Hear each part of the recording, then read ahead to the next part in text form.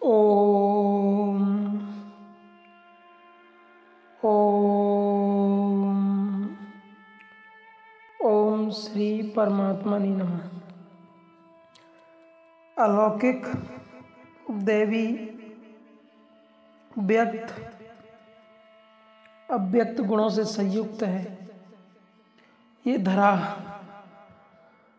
जिसके विभिन्न नाम हैं धरा, वसुंधरा, भू, भुवा, भूमि, पृथ्वी।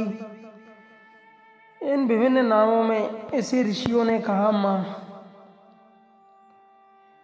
जीवन दायिनी माँ, ममतामयी माँ। इसलिए पूजा के विभिन्न आयामों में माता पृथ्वी भी पूजनीय है, क्योंकि इसी से हमारा तुम्हारा उस संपूर्ण जगत का जीवन है, जीवंतता है। माता पृथ्वी के गर्भ में इतनी दिव्यताएं हैं, इतनी गुणवत्ताएं हैं कि इनका वर्णन कभी अपनी सारी कविताओं को मिलाकर भी लिखें तो भी संभवतः संपूर्ण ना हो सके। एक बीज हम डालते हैं गेहूं का, चना का, गन्ने का टुकड़ा लगा देते हैं तो ये धरती माँ विभिन्न रूपों में, विभिन्न स्वादों में, विभिन्न अवस्थाएं और रूपों में उनको सक्रिय करती है, जीवंतता प्रदान करती है। आज का मॉडल साइंस, आधुनिक विज्ञान और डिजिटल साइंस आज जितनी भी पराकाष्ठा पर पहुंचा है इन 50 सालों के अंतर्गत, जो विकास की प्रक्रिया में इतना आगे गया है, उस समय भी ये माता पृथ्वी का ही योगदान है। जितने भी लवण, अयस्क, धातुएं, विद्युत के सुचालक, विद्युत के कुचालक, प्राण, जीवन, जगत, वनस्पति, सब का आधार है धरती। समस्त वनस्पति विज्ञान, आयुर्वेद विज्ञान, धर्म विज्ञान, रसायन विज्ञान, मनोविज्ञान, खगोल विज्ञान, भूगोल और जो कुछ भी विभाग हैं, सबका आधार है धरा, वसुंधरा। इस यूनिवर्स में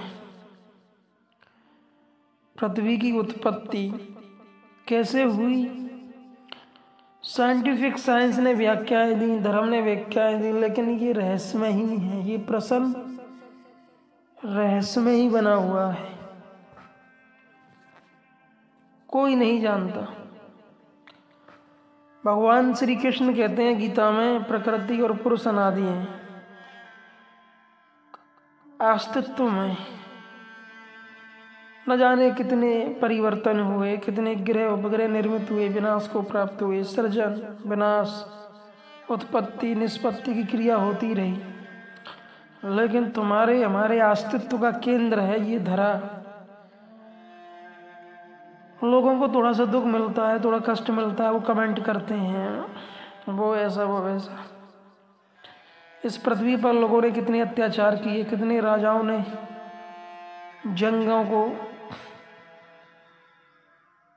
जंगें लड़ी, कितने लोगों ने खूनों की नदियां बहाई, लेकिन माता पृथ्वी साक्षी भाव से समस्त क्रियाओं को देखती रही। और तुम्हारी मृत्यु से पहले कितने जीवन को, कितने आयामों में वसुंधरा ने सक्रिय किया और तुम्हारे बाद भी करती रहेगी। इसलिए तुमसे तो श्रेष्ठ है, तुमसे श्रेष्ठ है जल, अग्नि, मिट्टी, वायु, हवा, आकाश, जिन तत्वों से तुम्हारे जीवन का निर्माण हुआ है। और तुमसे श्रेष्ठ है ये पृथ्वी जो तुम्हें अपने गर्भ में धारण किए है। लोग लेते हैं तो देते हैं ब्याज से, है ना, लेकिन धरा ने सबको ऑक्सीजन निःशुल्क दी, सबको नदियाँ, तालाब, झरने, फल, फूल, वनस्पति तुम्हारे जीवन को जीने के लिए जितनी ज़रूरतें थी वो सब कुछ तुमको इस धरा ने उपलब्ध कराया। क्या कभी तुमने इसका धन्यवाद किया, कभी इसकी पूजा की?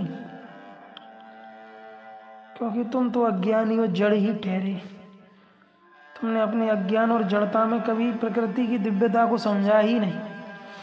बहुत से लोग तो अपने ही भगवान बन के बैठ गए कि अपनी पूजा मेरी ही करो। तुमसे ज़्यादा योग्य तो ये माता पृथ्वी है, इसकी पूजा होनी चाहिए, क्योंकि ये वाकई ही पूजनीय है। ये माँ है, जीवनदायिनी है। तुम्हारे पूजा और तुम्हारे बिना भी ये जीवन को नाना प्रकार से, भिन्न भिन्न प्रकार से पैदा करती है, पालन पोषण सृजन विनाश करती है। आज जितने भी हम रसायन विज्ञान में पढ़ते हैं, sodium, magnesium, calcium, potassium, iron, zinc, जितनी भी जो सीट है तत्वों की 114 हैं। कितने हैं? अयस्क धातुएं, कच्चे पदार्थ, सबका उद्गम है ये धरा। क्या ये पूजनीय नहीं है? अनंत गुणों से संयुक्त, अनंत जीवन को संवहन करने में सक्षम और अपने वातावरण को मेंटेनेंस करने के लिए माता पृथ्वी ऋतुओं का परिवर्तन करती है और जीवन को एक संतुलित आयाम देने के लिए विभिन्न पोषक तत्वों का, खनिज, लवण आदि अयस्क का निर्माण करती है। क्या यह पूजनीय नहीं है? पूजा करने योग्य पूजनीय वो होते हैं सर्वगुण संपन्न। इसलिए वैदिक सनातन धर्म में इतनी पूजाएं की जाती हैं, जल की, पर्वतों की, सूर्य की, चंद्रमा की। उनकी गुणवत्ता के कारण, उनकी दिव्यता के कारण हम उनकी दिव्यता, उनकी गुणवत्ता के कारण उनको अपना मत्था टेकते हैं, सर झुकाते हैं और उनकी दिव्यता का गायन गाते हैं। हमारे लिए सर्वप्रथम पूजनीय माता पृथ्वी है, क्योंकि हमारे जरूरतों का संपूर्ण पोषण का निर्वाह यह करती है माता। हमारे जीवन को जीवंत यह बनाती है माता। माता पृथ्वी चाहे तो अभी भूकंप पैदा करके पूरे देश विदेश को साफ कर दे, समर्थ है वो। इसलिए समर्थ माँ है। ये उसकी ममता है कि वो सबको संतुलित किए है, समुद्रों को, पहाड़ों को, पर्वतों को और भूमि को, भू को। इसलिए विभिन्न नाम होते हैं, भू, भुवा, भू, वसुंधरा, धरा, कात्यायनी, धरा, गर्वाणी सबको अपने घर में धारण करती है। धरा अपने धरा में सबको समाहित किए और संतुलित जीवन देती है। इसलिए हमारे लिए सर्वप्रथम पूज्य माता पृथ्वी है। हमें इनकी वंदना करनी चाहिए, इनकी उपासना, इनसे प्रार्थना करनी चाहिए कि समस्त जगत और जीवन और जीवों के लिए अपनी करुणा और ममता इसी प्रकार बरसाती रहे। जो जीव जहाँ भी जन्मता है उसके लिए अतिरिक्त व्यवस्था, सामग्री, ऋतुओं में परिवर्तन ये धरा करती ही है। ये इनकी विशेषताएं, इनके गुणधर्म, इनकी दिव्यताओं को शब्दों से, भावों से नहीं गा सकते। वो तो बस नेति नेति नेति नेति कह सकते हैं। इसलिए भगवान शिव कहते हैं परमात्मा की प्रकृति और पुरुष दोनों ही पूजनीय हैं, दोनों ही उपासना और प्रार्थना के योग्य हैं। हमें प्रकृति को माँ मान के उनकी उपासना करनी चाहिए, उनकी पूजा करनी चाहिए और पुरुष परमात्मा को सबका आदि कारण मान करके उनका ध्यान करना चाहिए।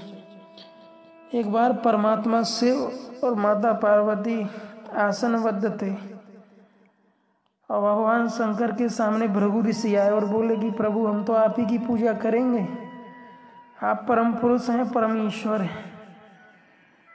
तो भगवान शिव ने कहा कि प्रकृति और पुरुष दो नहीं एक हैं, प्रकृति ही पुरुष है, प्रकृति से पुरुष अभिन्न है, हम दो से एक हैं, एक से दो हैं, इसलिए अर्धनागेश्वर कहा जाता है। लेकिन ऋषि नहीं माने। तब माता प्रकृति ने कहा, पार्वती माँ प्रकृति का ही रूपक है, प्रतीक, और पुरुष परमात्मा का प्रतीक भगवान शिव है।